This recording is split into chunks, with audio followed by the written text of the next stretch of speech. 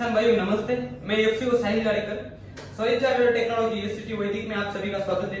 किसान भाइयों, last time हमने सोयाबीन की फसल का वीडियो देखा। अब हम इस सेशन में एससीटी वैदिक धान की खेती के बारे में डिस्कशन करेंगे।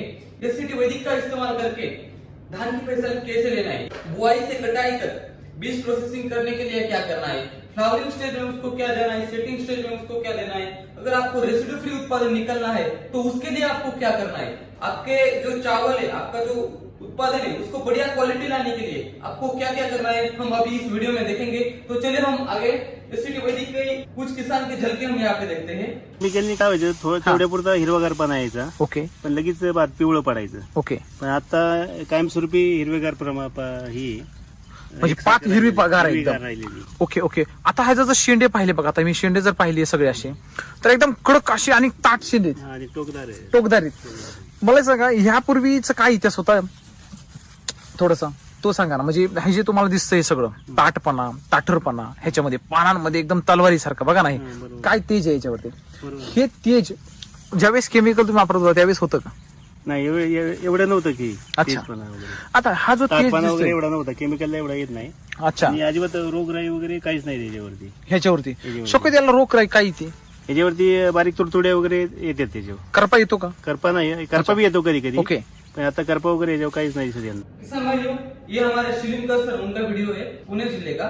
तो शिलिमकर सर को बाकी किसानों ने पूछा कि केमिकल के तुलना में आपको एससीटी वैदिक के धान में क्या डिफरेंस आता है। तो शिलिमकर सर का ऐसा कहना है कि इससे पहले हम जब धान की खेती करते थे तो उसमें पीलापन ज्यादा थी, लेकिन यहाँ पे हम देख सकते हैं पूरी तरह से ग्रीनरी है, प्लॉट पूरी तरह से हरा भरा है और उसके पत्ते तलवार जैसे हैं। हम आगे कुछ किसान है उनके झलके देखते हैं। आता जे भात दाखवलंय हा हा हा ह्या भातापेक्षाही माझा जो हा. फुटवा जास्त आहे आणि हा. चौथा जो आहे म्हणजे ओके. आपण जे म्हणतो फुटवा, ओके. फुटवा ह्या भातापेक्षाही डबल आहे. साधारण किती फुटवे झाले असतील तुमचे? तरी 30-30, 35-35, 40-40 फुटवा आहे. फुटवेत. हा. देखो ये किसान का ऐसा कहना है कि केमिकल की तुलना में मेरा जो धान का फसल है उसको अच्छी तरह से फूटान है। एक धान के पौधे को कम से कम 30 या 35 तक अच्छी तरह से फूटान है। तो रोग और कीट के बारे में इनको पूछा तो इनका ऐसा कहना है कि मेरी जो एससीटी वैदिक की धान की फसल है उसमें बीमारी बहुत कम आई और कीट तो आई ही नहीं, यानी कीट या और बीमारी उसका प्रमाण आया ही नहीं। हम अभी धान के खेती के प्रकार देखते हैं। रेड राइस है, उसके बाद व्हाइट राइस है, ब्राउन राइस है, बासमती है, इंद्रायणी है, बहुत सारे धान की खेती के प्रकार है। जो धान की फसल है उसको अच्छी तरह से मार्केट में डिमांड कब मिलेंगी? कम से कम दुनिया में 2/3 लोगों का जो अन्न है वो धान है। अगर उसको बढ़िया क्वालिटी मिलेगी तो हमारा जो किसान है, हमारा जो सभी भारतवासी है, सभी हमारे जो मानव है वो अच्छी तरह से उसका सेवन करेंगे और उनके सेहत के लिए वो अच्छा रहेगा। और अगर वो हमारा चावल अच्छा होगा तो उसको मार्केट में, मंडी में बढ़िया डिमांड मिलेगी। किसानों का एक प्रॉब्लम है कि हमको मंडी में जब हमारे चावल लेके जाते हैं हम तो उसको दाम नहीं मिलती, सही है। तो आपको चावल के लिए बढ़िया दाम मिलने के लिए मार्केट में उसे क्या डिमांड है ये देखना पड़ेगा। देखो अभी आपके पास क्वालिटी है तो आपकी जो डिमांड है वो हाई है, लेकिन आपके पास लो क्वालिटी है तो उसकी जो डिमांड है वो लो होगी। आपको क्या करना है, आपकी जो चावल है उसकी जो क्वालिटी वो मेंटेन करना है, सही है। तो अगर आपने उसकी क्वालिटी मेंटेन की तो बढ़िया दाम मिलेगा। अगर आपका चावल रेसिड्यू फ्री रहा तो बल्ले बल्ले है, मार्केट में उसको बहुत बढ़िया डिमांड है। सभी किसान का ये प्रॉब्लम है। हमारी असली समस्या क्या है, मार्केट है या क्वालिटी है? आपको मार्केट के ऊपर फोकस करना है या क्वालिटी के ऊपर फोकस करना है, यह भी आपके हाथ में है। अगर आपने क्वालिटी के ऊपर फोकस किया तो आपको बढ़िया दाम मिलेगा। देखो बढ़िया स्वाद, रंग, कीपिंग क्वालिटी, साइज बढ़िया होगी तो डिमांड कैसी होगी? अगर आपके जो चावल है उसको अच्छा स्वाद होगा, उसका रंग बढ़िया होगा, उसकी कीपिंग क्वालिटी बढ़िया होगी तो उसको डिमांड भी बढ़िया होगी। तो आपको उसमें क्वालिटी के ऊपर फोकस करना है। चावल एक जलीय फसल है तो ज्यादा पानी फसल के लिए हानिकारक कैसा है? किसान भाइयों, आप सभी को पता है जो चावल है वो जून जुलाई में लिया जाता है, लेकिन जून जुलाई में तो बहुत सारा पानी होता है, बहुत सारा बरसात होता है। लेकिन अब क्या हो रहा है, जैसे जैसे बारिश गिरती है, जैसे जैसे पानी ज्यादा हो जाता है, वैसे वैसे हमारी फसल है वो उसके ऊपर पीलापन आता है। तो ये पीलापन, ये पानी हानिकारक क्यों है फसल को, हम यहाँ पे देखते हैं। अभी देखो, रासायनिक खेती से भूमि को जहर दिया गया। उसके बाद हम जो मिट्टी में केमिकल डालते हैं, यूरिया डालते हैं, डीएपी डालते हैं, इसकी वजह से हमारी जो मिट्टी है वो पूरी तरह से बंजर हो गई और उसमें जो वाटर होल्डिंग कैपेसिटी है वो भी इम्बैलेंस हो गई। उसके बाद पीएच, ईसी वो भी खराब हो गया, वो भी असंतुलित हो गया, वो भी अनबैलेंस हो गया। तो ये जो धान की फसल है, दूसरी कौन सी भी फसल है, उसके ऊपर उसको बुरा असर हुआ। तो ये सब क्यों हुआ? देखो, भारी मशीनरी का उपयोग करके मिट्टी में खाल हो गई। अब हम रोटावेटर का इस्तेमाल करते हैं। तो रोटावेटर क्या करता है आपको पता है? मिट्टी में जब पानी यहाँ पे इकट्ठा होता है तो रोटावेटर यहाँ पे पूरी तरह से मिट्टी कड़क कर देता है। तो ये पानी नीचे नहीं जाता, इसकी वजह से पूरी तरह से ऊपर की लेयर में पानी वैसा ही रहता है। इसकी वजह से जो हमारी फसल है उसमें पीलापन आता है।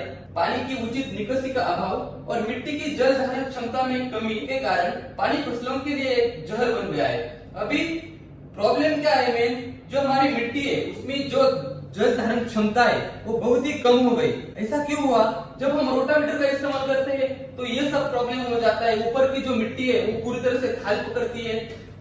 जो हमारा रूट जोन है वो इसी एरिया में डेवलप हो जाता है। मिट्टी में इस एरिया में जो न्यूट्रिएंट्स है वो सभी वही उपलब्ध हो जाते हैं पौधों को, लेकिन जो नीचे वाले न्यूट्रिएंट्स है वो अच्छी तरह से अवेलेबल नहीं हो जाते। इसकी वजह से मिट्टी की वाटर होल्डिंग कैपेसिटी वही कम हो गई है और पानी की कमी की वजह से जहर बन गया है। ये जो हमारे किसान है एससीटी वैदिक के, इनका ऐसा कहना है, एससीटी वैदिक के किसान बहुत आरामदायी खेती करते हैं। ये किसान का ऐसा कहना है, मंडी में दाम मिले या ना मिले, हमें एससीटी का अमृत मिला है, हम क्वालिटी उत्पादन निकालेंगे और दाम भी लेंगे। देखो, एससीटी वैदिक का किसान अभी ये खुद कहता है। आम्ही रोहिड्या खोऱ्यातून आलेलो आहोत. रायरेश्वर जिल्ह्याच्या पायथ्याला माझं गाव आहे. मी अभिजित रवींद्र जिल्हा. तुम्ही आता ह्याला नव्हतं गेलं तर मुंबईला? मुंबईला नव्हतं तर ही ज्वारी काय भाव आहे? 50. रायरेश्वर जिल्ह्याच्या पायथ्याला आपली शेती आहे. आपल्याकडं इंद्रायणी तांदूळ जास्त प्रमाणात पिकवलं होतं. इंद्रायणी तांदूळ आपला हातसडीचा आणि साधा. ये महाराष्ट्र राज्य के माजी उप मुख्यमंत्री, इनका क्या कहना है? ये जो है यहाँ पे जो हमारा जो डिस्ट्रीब्यूटर का शर्ट है, ये जो विजय शिलिंकर सर है, इन्होंने मॉल में एससीटी वैदिक का चावल लेके गया, बढ़िया क्वालिटी दी उसको, अच्छी तरह से चकाकी थी। तो जो माजी मुख्यमंत्री जी है उन्होंने पूछा, ये जो विजय शिलिंकर सर है उनको पूछा कि आपने इसको क्या इस्तेमाल किया है? तो विजय सर का ऐसा कहना है कि हमने उसके ऊपर एससीटी वैदिक का इस्तेमाल किया है, इसकी वजह से वो अच्छी तरह इतना बढ़िया है, तो इसकी जो क्वालिटी है इतनी बढ़िया है। देखो, अभी आपको भी अगर ऐसा बढ़िया उत्पादन निकालना है, ऐसी बढ़िया धान की खेती करनी है, तो कैसे बनाए कम खर्च में उत्कृष्ट गुणवत्ता और औषधीय आयुर्वेदिक चावल, वो भी एससीटी वैदिक का। तो हम यहाँ पे अभी देखते हो, देखो धान की फसल के लिए मिट्टी और वातावरण कैसा होना चाहिए, इसके बारे में हम थोड़ा सा देखते हैं। धान एक उष्णकटिबंधीय फसल है और इसे कम गर्म आर्द्र वातावरण की आवश्यकता होती है। यह फसल पर्याप्त वर्षा और सिंचाई सुविधाओं के साथ सभी प्रकार की मिट्टी में उगाई जाती है। चिकनी मिट्टी हो तो फसल से अधिक उपज प्राप्त होती है। अगर आपको धान की खेती करनी है तो उसके लिए मिट्टी कैसी होनी चाहिए और वातावरण कैसा होना चाहिए? आपकी जो मिट्टी है वो चिकनी मिट्टी होनी चाहिए। अगर मिट्टी चिकनी हो तो उसमें आपको ज्यादा उत्पादन मिलता है और जो वातावरण है वो एक उष्णकटिबंधीय होना चाहिए। अभी यहाँ पे हम जो पौधे की तैयारी है, जो हमारा चावल का रोप है, उसकी तैयारी कैसे करें हम यहाँ पे अभी देखेंगे। नर्सरी में पौधे तैयार करने के लिए मिट्टी की जुताई और ढीलापन करना चाहिए।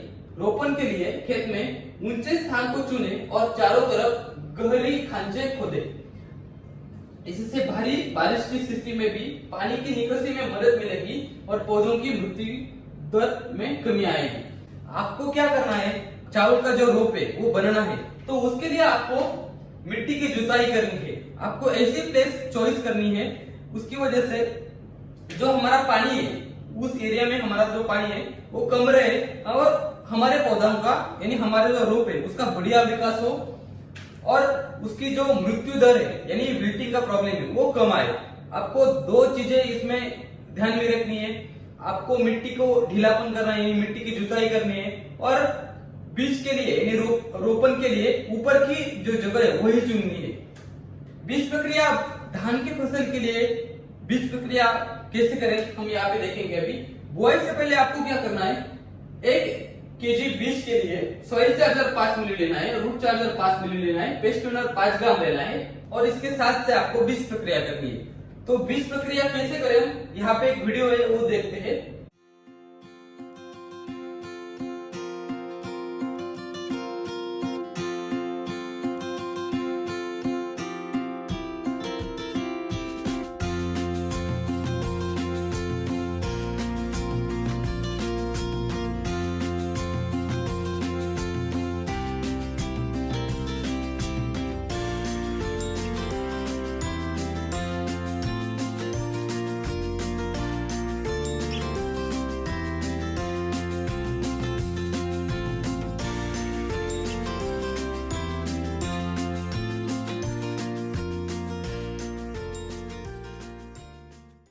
इस वीडियो के सहारे आप बीज प्रोसेसिंग कर सकते हैं। आपको 5 मिली सॉइल चार्जर लेना है, 5 ग्राम रूट चार्जर लेना है, 5 ग्राम पेस्ट ट्यूनर लेना है और उसको अच्छी तरह से मिक्स करना है।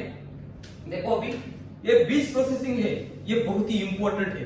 अगर आपके फसल में अगर आपके जो चावल है उसको बीज प्रोसेसिंग हुई तो एससीटी वैदिक का बीज प्रक्रिया करके कितना बढ़िया बदलाव होता है। एससीटी वैदिक का इस्तेमाल करके जो किसान एससीटी वैदिक का इस्तेमाल करता है बीज प्रोसेसिंग के लिए उनको कितना बढ़िया मुनाफा मिलता है, हम अभी एक वीडियो के जरिए देखते हैं आगे।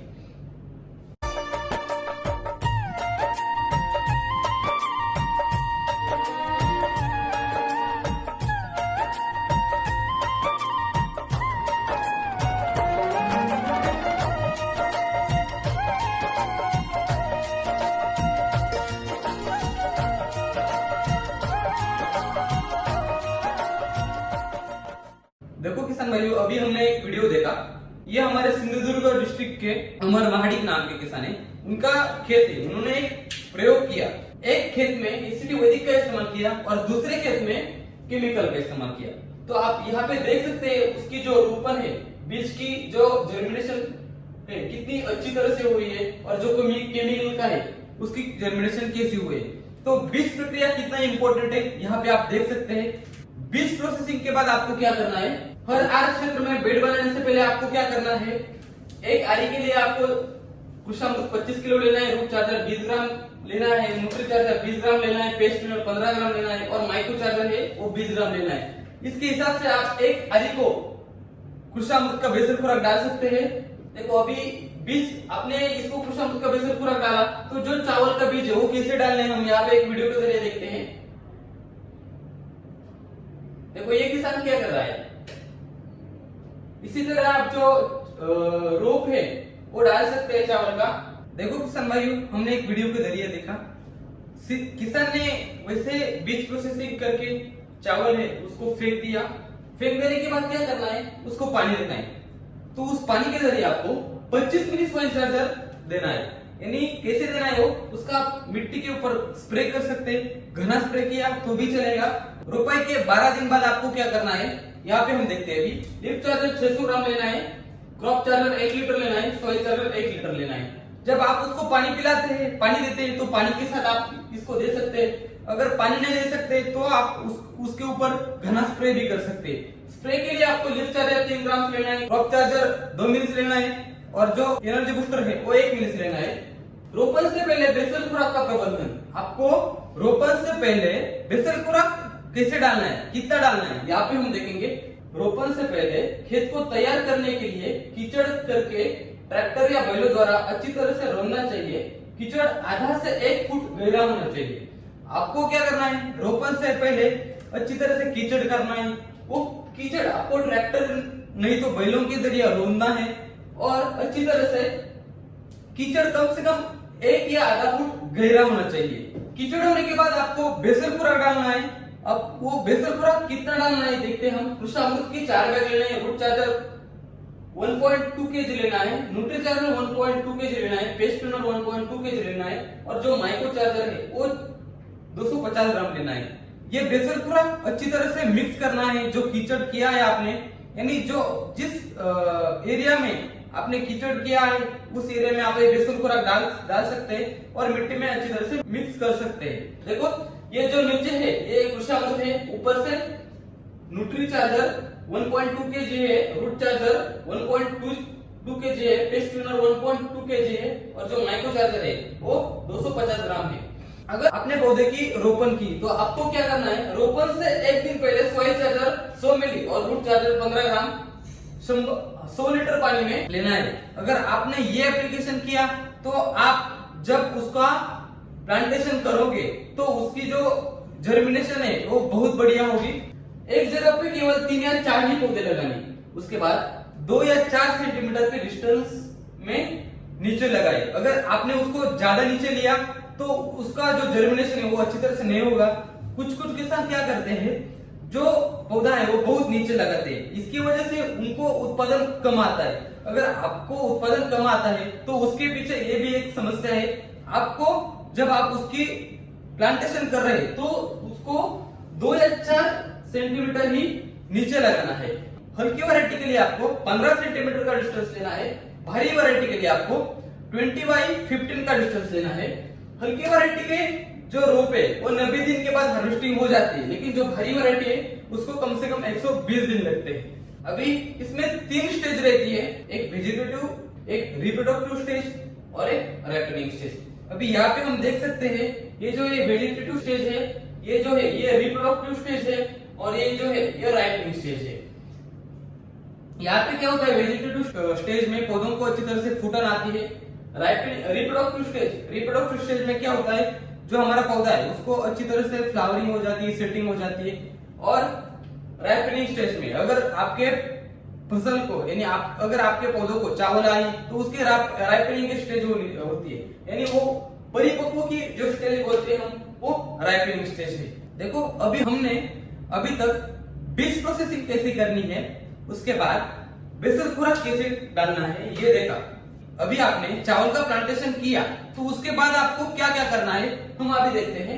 आपको ड्रिप के जरिए 2 लीटर सॉइल चार्जर लेना है, लीफ चार्जर 600 ग्राम लेना है, हिल चार्जर 600 ग्राम लेना है और जो एनर्जी बूस्टर है वो 250 मिली लेना है। ये आपको ड्रिप के लिए लेना है, यानी ये एप्लीकेशन आप ड्रिप से ले सकते हैं। स्प्रे में आपको क्या करना है, क्रॉप चार्जर 2 मिली लेना है, पेस्ट ट्यूनर 3 ग्राम लेना है, फ्रूट चार्जर 10 मिली लेना है और एनर्जी बूस्टर 1 मिली प्रति लीटर से आप स्प्रे कर सकते हैं। अभी ये जो हम छिड़काव करते हैं ये हम ड्रिप एप्लीकेशन करते हैं, इसको पौधों को अच्छी तरह से फूटन आ जाती है। बहुत बढ़िया फूटन आई तो आपका जो उत्पादन है 100% बढ़ता है। एक जो किसान है उन्होंने क्या किया, पूरी तरह से वो शेड्यूल इस्तेमाल कर रहे थे, उन्होंने ये एप्लीकेशन किया, उसके बाद उनको क्या डिफरेंस आया वो हम एक वीडियो के जरिए देखते हैं। किती फुटवे असले, 1 2 3 4 5 6 7 8 9 10 11 12 13 14 15 16 17 18 19 20 21 22 23 24 25 26 27 28 28 म्हणजे 28 बरोबर ना? बरोबर. तुम्हाला काय वाटतं एकंदरीत काय एक्सपिरियन्स आहे तुमचा? सॉइल टेक्नॉलॉजी वापरल्यामुळे आपला चूड झालेला आहे, भाताची उंची वाढलेली आहे, हां ग्रीननेस पण आपल्याला दिसतोच आहे. बर ज्यावेळेस आपलं भाताची लोमट बाहेर पडेल हां हां ते म्हणजे आणि- जशी लोंबी बाहेर पडेल. हां, लोंबी. परंतु आपण जस्ट एक ऑब्झर्वेशन केलंय, जस्ट एक तुमच्या शेजारी 2 प्लॉट आहेत. बरोबर. एक आपण रस्त्याने पाहून आलो आणि एक आता तुमच्या समोर एक प्लॉट आहे, हावरती जो प्लॉट आहे, बरोबर आहे ना? म्हणजे हा जो प्लॉट आहे आणि आपला जो प्लॉट आहे ह्याच्यामध्ये आपण बघितलं तर फरक काय जाणवतोय आपल्याला? सर काय जाणवतोय बघा बरं. याचं असं थोडंसं असं दाबल्या जातात आणि त्याचा दांड जो आहे असं मजबूत एकदम. म्हणजे याची जी दांडी आहे त्याच्या दांडीमध्ये स्टोरेज आहे, म्हणजे दाबला तर दाबत नाही. बरोबर स्टोरेज. आणि याचे जे दांड आहे हे असं पोकळ आहे, बघा हे डायरेक्ट असं वागतंय बघा. म्हणजे याच्यामध्ये काय होतं, असा बेंड होतोय. तुम्ही हे जर बेंड करायला गेलं तर बेंड नाही होत बघा, म्हणजे एकदम कडक लागते मध्ये. बरोबर. मग तसं हे जर पाहिलं तर हे दाबतंय.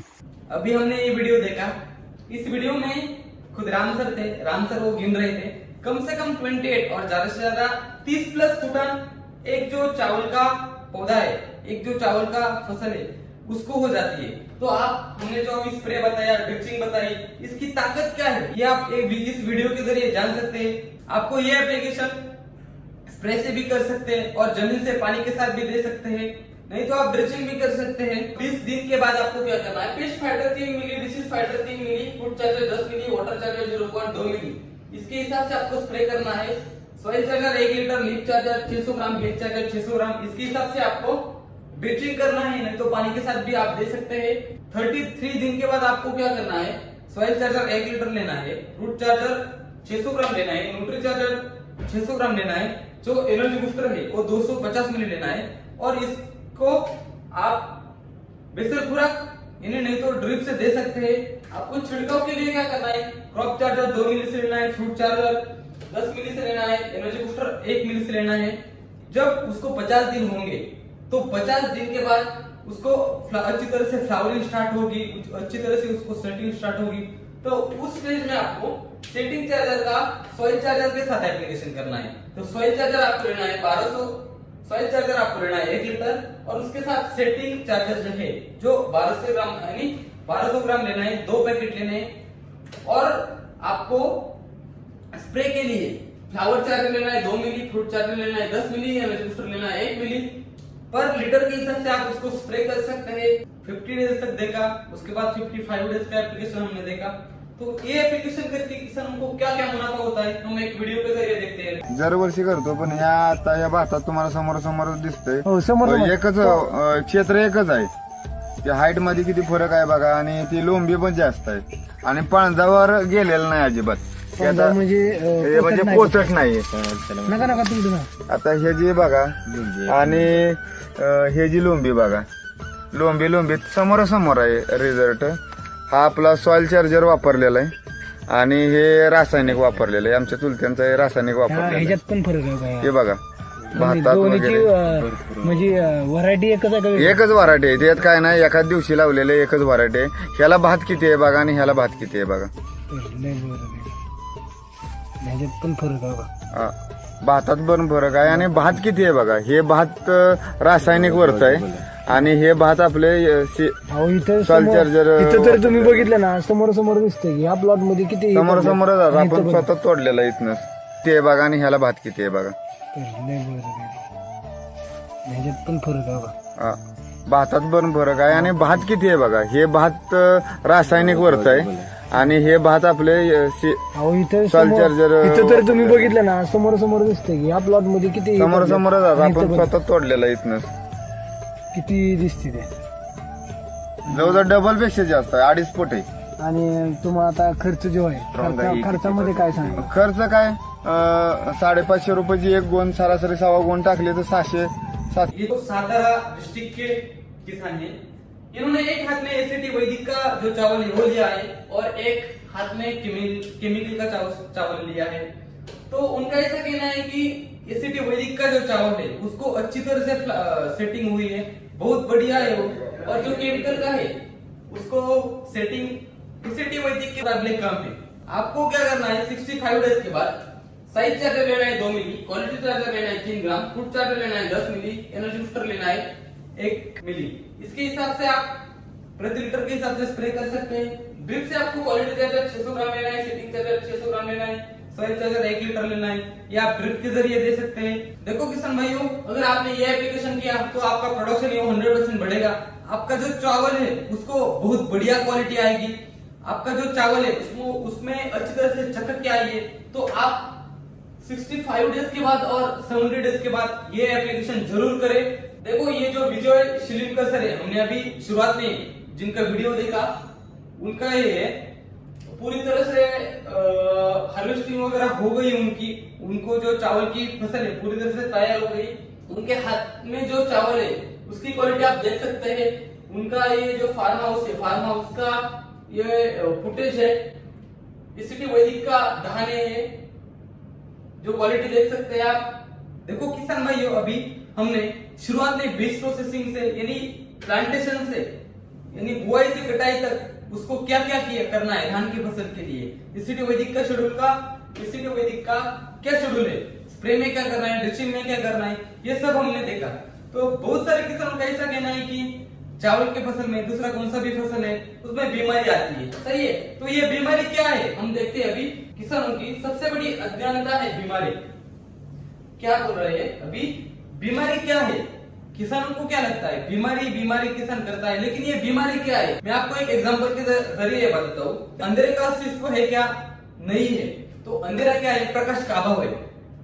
वैसे ही बीमारी का अस्तित्व नहीं है। बीमारी क्या है? बीमारी पोषण का अभाव है। आज तक मनुष्य ने बीमारी के लिए काफी शोध और ट्रीटमेंट किए, लेकिन वो बीमारी जो रोग है वो खत्म नहीं हुए, रोग और कीट समाप्त नहीं हुए। इसके विपरीत उनकी संख्या में वृद्धि हो गई और जहरीले रसायन की वजह से मानव के जीवन को खतरा आया। अभी आज तक हम देखते हैं बहुत सारे किसान भारी मात्रा से केमिकल का इस्तेमाल करते हैं। कीट आई, रोग आया तो मार्केट में जाते हैं, केमिकल लाते, दवाइयां लाते, छिड़काव करते, लेकिन ये जो कीट है, ये बीमारी है, कम हुई या तो इसका विपरीत परिणाम क्या हुआ?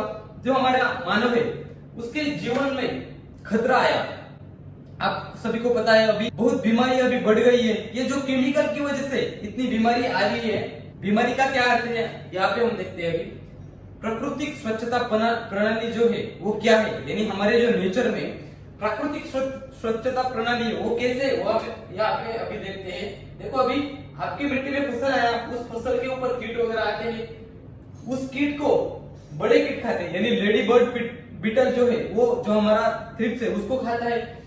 थ्रिप्स को जो मेंढक है वो मेंढक बड़े बड़े कीटों को, यानी लेडी बर्ड बीटल वैसे जो कीटक है उनको मेंढक खाता है। स्नेक मेंढक को खाता है और ये जो बड़ा वाला बर्ड है वो स्नेक को खाता है। तो जो हमारे नेचर में ये सब चीजें होती है, ये नेचर की प्राकृतिक स्वच्छता प्रणाली है, इसको हमने समझना चाहिए। अगर आपके फसल के ऊपर कीट आई, रोग आया, वो नेचर की जो प्राकृतिक स्वच्छता प्रणाली है वो है। आपका पौधा है वो कमजोर हो गया, उसके ऊपर पोषण का अभाव आ गया, उसकी वजह से उसके ऊपर बीमारी आ गई। आपको क्या करना है? बीमारी के ऊपर काम नहीं करना, कमजोरी के ऊपर काम करना है। कमजोरी के ऊपर काम करना यानी आपको पौधों को अच्छी तरह से पोषण देना है। अगर आपने अच्छी तरह से पोषण दिया तो आपके पौधों में कीट वगैरह, बीमारी वगैरह कोई भी प्रॉब्लम नहीं आएगी। देखो ये जो प्राकृतिक स्वच्छता प्रणाली है इसको समझना चाहिए। आजकल किसान क्या कर रहे हैं? बहुत सारे केमिकल का इस्तेमाल कर रहे हैं, तो फिर रोग ही नहीं है तो किसान किसके ऊपर एक केमिकल वगैरह छिड़का रहे हैं? बीमारी का अस्तित्व नहीं है तो किसान किससे लड़ रहा है? बीमारी का अस्तित्व नहीं है, हमने अभी आपको तो बताया बीमारी नहीं है। बीमारी क्या है? पोषण का अभाव है। जो केमिकल का इस्तेमाल किसान कर रहे हैं, छिड़काव कर रहे हैं, स्प्रे कर रहे हैं, तो वो किसके ऊपर कर रहे हैं? देखो अभी यहाँ पे इसने क्या किया, सीधा ऊपर ऐसा जो तीर है वो डाला, लेकिन वापिस आके वो उसके सिर में जाने वाला है। इसी तरह से रोग नहीं है तो आक्रमण करना वो वापस अपने आप पर ही वापस आ जाता है। तो आपको क्या करना है अभी आप ही सोचना। अगर आपके फसल में बीमारी नहीं है तो आपको छिड़काव करना है या पौधों को पोषण देना है, ये आप खुद तय कर सकते हो। अगर आपने एससीटी वैदिक का इस्तेमाल किया तो आपके फसल में कीट बीमारियां नहीं आएंगे। किसी किसान को समस्या आई, कीट आई, बीमारी आई, तो आपको क्या करना है मैं अभी आपको बताता हूँ। आपको क्या करना है, सभी प्रकार के बुरशी के लिए डिसीज फाइटर 4 मिली से छिड़काव करना है। उसके साथ fungi cleaner, fruit charger, water charger इसका भी छिड़काव करना है। डिसीज फाइटर लेना है 4 मिली, फंगी क्लीनर लेना है 2 ग्राम, फ्रूट चार्जर लेना है 7 मिली, वाटर चार्जर लेना है 0.1 मिली। इसका आप छिड़काव कर सकते हैं। और सभी प्रकार के कीट नियंत्रण के लिए आपको क्या करना है, पेस्ट क्लीनर 3 ग्राम लेना है, पेस्ट फाइटर 4 मिली लेना है, फ्रूट चार्जर 10 मिली लेना है, वाटर चार्जर 0.1 मिली लेना है। आप ये स्प्रे जब करोगे तब आपके फसल में किसी भी प्रकार के कीट नहीं आएगी, बीमारी नहीं आएगी, और आई भी तो पूरी तरह से वो खत्म हो जाएगी। देखो किसान भाइयों, अगर आपके फसल में कीट और बीमारी आई तो उसके लिए क्या करना है हमने अभी आपको बता दिया है। ये स्प्रे आप कर सकते हैं और कीट और बुरशी वगैरह, बीमारी वगैरह आई तो आप उससे छुटकारा पा सकते हैं। हमने इस वीडियो में जो धान है, धान के फसल के लिए एससीटी वैदिक का इस्तेमाल कैसे करना है वो हमने देखा है अभी। अगर किसी को कुछ सवाल है, किसी को कुछ समझ में नहीं आया तो आप हमारा जो एससीटी वैदिक का हेड ऑफिस है, नासिक का हेड ऑफिस, उसको आप कांटेक्ट कर सकते हैं। ये नंबर अभी स्लाइड पे डिस्प्ले हुए हैं। इस नंबर पे आप किसी भी नंबर पे कॉल करके कोई भी सवाल पूछ सकते हैं, डिटेल में जानकारी ले सकते हैं। अगर आपको एससीटी वैदिक का इस्तेमाल करना है, एससीटी वैदिक के नए नए जो वीडियो वो देखना है, तो सॉइल चार्जर टेक्नोलॉजी हिंदी नाम से YouTube के ऊपर एक चैनल है, उसको सब्सक्राइब करें। आपको बहुत सारे धान की खेती के बारे में वीडियो देखने को मिलेंगे। बाकी जो फसल है, बाकी जो किसानों के अनुभव है वो भी आपको देखने को मिलेंगे। Thank you.